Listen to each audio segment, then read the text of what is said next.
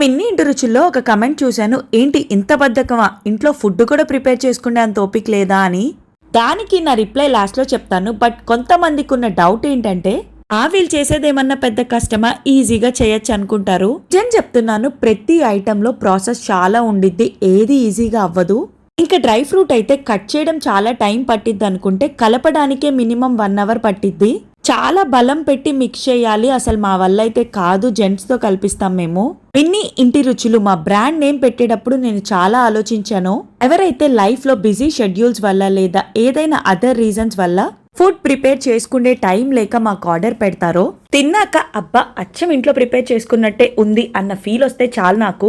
అందరికీ కష్టపడితేనే మనీ వస్తాయి, బద్ధకంతో కాదు. ఎవరైతే చేసుకునే టైం లేదో వాళ్ళు మా దగ్గర బాగుంటాయనే నమ్మకంతో ఆర్డర్ చేస్తారు. పిల్లలకి హెల్తీ స్నాక్స్ అండ్ వేడి అన్నంలో మా పచ్చళ్ళు వేసుకొని తినాలనుకుంటే ఆర్డర్ చేసుకోండి. Do follow, bye.